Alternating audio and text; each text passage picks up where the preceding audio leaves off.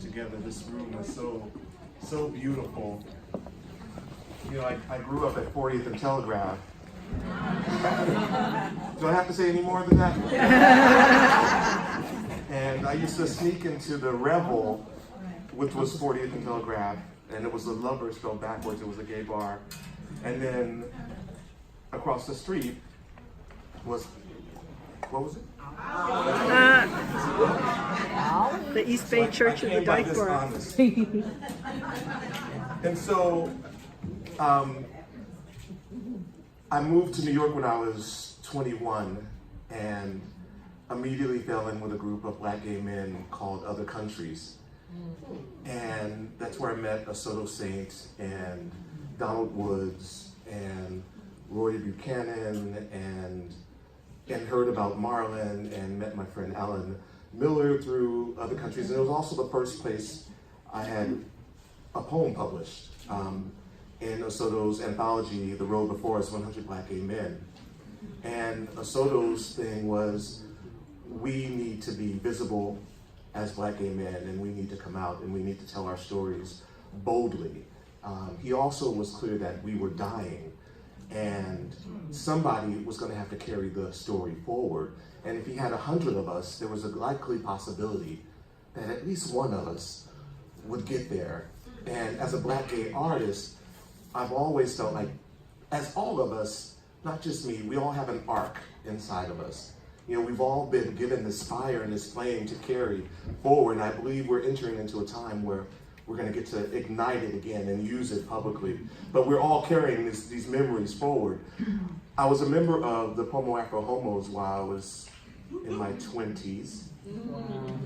I don't remember much of the 90s, but I do remember performing here at the Peña with the Pomo Afro Homos.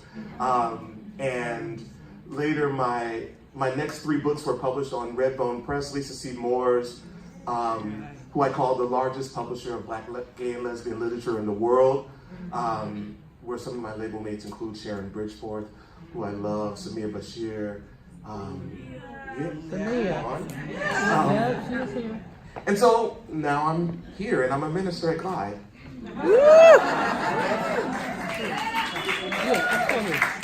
How that happened. And I'm telling these stories that were given to me. And the thing that is, if there is something missing, it is that my literary ancestors never got a chance to sign my birth certificate. And so I feel like I'm the son of Essex and the son of Marlon and the son of Asoto, but I can't prove it, so I have to write it every time. So since I was in church all day, I'm gonna read some scripture. In the beginning, God created the dance floor and the DJ booth.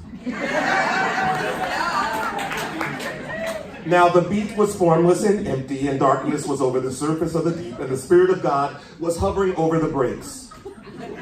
And God said, let there be house music. And there was house music. God saw that the house music was good, and he separated the house from the disco.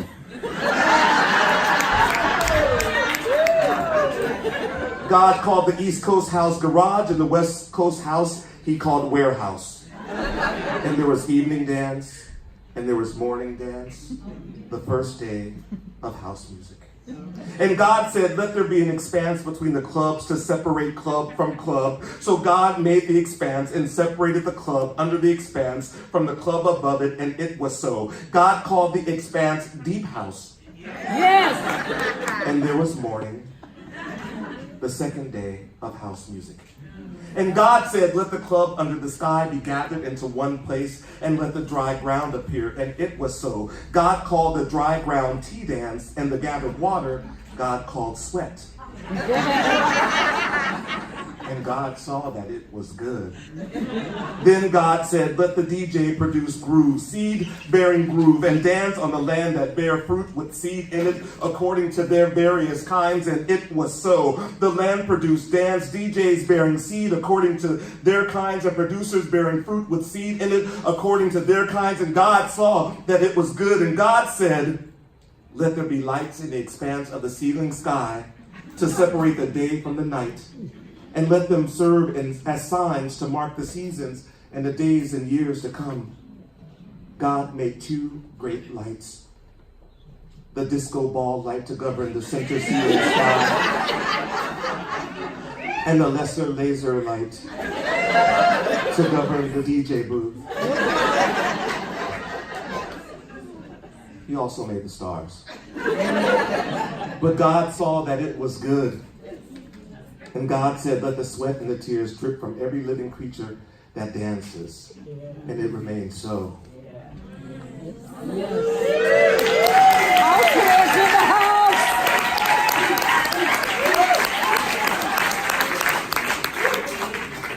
So since I love rewriting scripture, in the beginning was the queen, and the queen was with God, and that queen was God. Yes, that queen. That same queen was in the beginning with God, teaching God how to tuck and contour and nurse drinks and pass for a top. All things, all stunts, all costumes were made by him, and without him there would be no sequins, was not anything made. In her we got our life, and the life was the spotlight on us, and the light glittered in the darkness, in the cut, in the bathroom. That's the wrong track, in the trunk, on the track, at the lake, and the darkness comprehended it not. There was a queen sent from God whose name was Willie Ninja, was named Tatiana, was named Carmen, was named Brandy Martell, was named Eddie, was named Peter, was named. That same queen came for a witness to bear witness of the light that all men through her might believe in queens, not the boroughs. She was not that light, but her highlights were fierce. She was sent to bear witness to that light. That was the true light, that good lighting that lighteth every queen that cometh into the world. This queen was in the world, and the world was made by her, accessorized by her, and the world knew her not, but she was not having it. She came to her own, and her own received her not. But as many as received him, to them she gave the power to become the sons and daughters, the queer and questioning, the trans and the bisexual, the asexual, and the gender non-conforming children of God, even to them that believeth on her name, which were born not of blood, nor of the will of flesh, nor of the will of queens, but of God. And the queen was made flesh, and dwelt among us, and dwells among us. And we behold her glory, the glory as the only begotten Father of the house of Revlon, full of grace and truth. Amen. And Aché.